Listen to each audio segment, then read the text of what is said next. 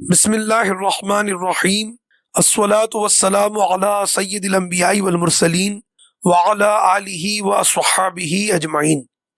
امام العاشقین، سید العارفین، وارث رحمت للعالمین، وارث ارث حیدر کرار، سرکار وارث پاک عالم نواز عالم پناہ اعظم اللہ ذکرہ کسی خاص قاعدے اور انتظام کے پابند نہ تھے۔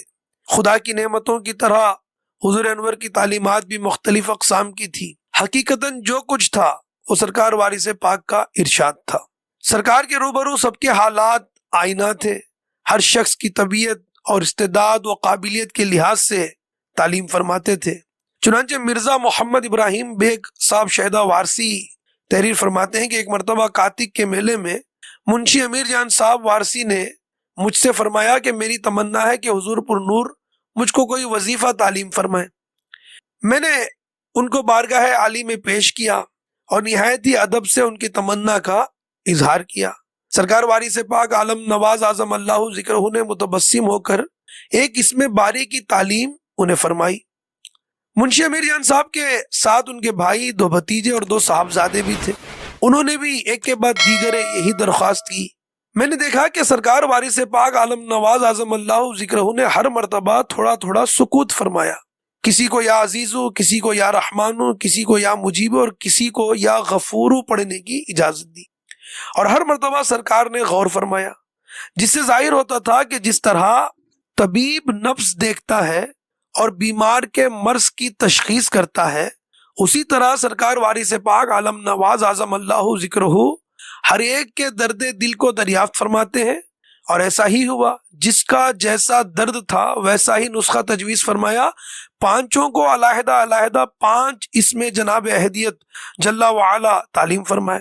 اسی طرح شاکر صاحب وارثی نے ایک مرتبہ تعلیم کی درخواست کی تو سرکار نے ذکر اسم ذات جلالی قاعدے سے انہیں تعلیم فرمایا۔ اسی وقت احمد علی شاہ صاحب وارثی نے استدعا کی تو ان کو بھی اسم ذات کی تعلیم فرمائی، مگر وہ دوسری ترکیب کے ساتھ۔ اس سے ظاہر ہو گیا کہ جس کی جیسی حالت دیکھی اسی لحاظ سے اس کی تعلیم و ہدایت فرمائی۔ سرکار وارث پاک عالم نواز اعظم اللہ ذکرہ کی زبان مبارکہ کی روزمرہ کی جو معمولی باتیں ہوتی تھی وہ بھی اعلیٰ درجے کی تعلیمات پر مبنی تھی۔ آپ کا ارشاد ہی تعلیم تھا۔ شیخ حسین صاحب وارثی زمیندار رقم دراز ہیں کہ حافظ اصغر علی صاحب زمیندار مسولی نے سرکار وارث پاک عالم نواز اعظم اللہ ذکرہ سے عرض کیا کہ حضور مجھ کو کچھ تعلیم ارشاد فرما دے۔ سرکار نے فرمایا مشکل ہے۔ ایک دن حافظ صاحب نے بہت اصرار کیا تو سرکار نے فرمایا اچھا، قرآن شریف صبح صبح پڑھا کرو مگر نماز قضا نہ ہونے پائے۔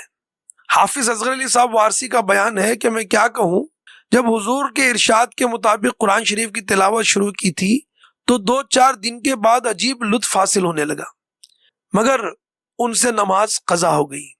جب انہوں نے سرکار میں آ کر عرض کیا کہ نماز قضا ہو گئی تو سرکار نے ارشاد فرمایا سخت مشکل ہے، اگر انسان ارادے میں مضبوط ہو تو کیوں کر نماز قضا ہو سکتی ہے۔ ایک مقام پر سرکار نے فرمایا کہ جو کام کرو اس میں سچے رہو تو سب اچھا ہو سکتا ہے۔ مولوی شیخ نادر حسین صاحب وارثی نگرامی تحریر فرماتے ہیں کہ میں نے خواب میں سرکار وارث پاک عالم نواز اعظم اللہ ذکرہ کو دیکھا کہ اکڑوں بیٹھے ہوئے ارشاد فرماتے ہیں کہ نادر حسین لا الہ الا اللہ کا ورد رکھو۔ اس ارشاد سے میری یہ حالت ہو گئی کہ میں جب بھی اکڑوں بیٹھ گیا تو خود بخود ہی لا الہ الا اللہ کا خیال پیدا ہو گیا۔ اس کے بعد جب میں سرکار وارث پاک عالم نواز اعظم اللہ ذکرہ کی خدمت میں حاضر ہوا تو قدم بوسی کرنے کے بعد جب رخصت ہونے لگا تو میں نے عرض کیا کہ سرکار جو لا الہ الا اللہ پڑھنے کے لیے آپ نے ارشاد فرمایا ہے تو کیا ہر وقت پڑھا کروں؟ فرمایا نادر حسین تم وکالت کرتے ہو، جب فرصت ہو تب ذکر کیا کرو۔ سرکار وارث پاک عالم نواز اعظم اللہ ذکرہ اس طریقے سے بھی تعلیم ارشاد فرماتے تھے۔ اے عاشقان وارث، ان واقعات سے ظاہر ہے کہ معمولی اذکار و اشغال بھی اگر سرکار تعلیم فرماتے تو ان کے اندر خاص اثرات مترتب ہوتے تھے۔ ہر ایک چیز کی اصلی اور حقیقی تاثیر حضور انور سرکار وارث پاک اعظم اللہ ذکرہ کے قبضے میں تھی اور آپ متصرف تھے، اور یہ بات جس قوت روحانیت سے متعلق ہے اس کے بیان سے زبان و قلم عاجز ہے، کیونکہ سرکار وارث پاک کی جامعیت اور مقدس روحانیت کا سمجھنا نہایت ہی اہم ہے۔ اکابرین وقت آپ کی تعلیمات سے بے حد متاثر تھے۔